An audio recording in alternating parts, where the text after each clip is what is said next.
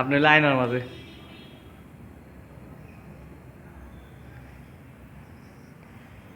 এরকম স্যার ওনারে কিন্তু এই রুমটা পুরাটা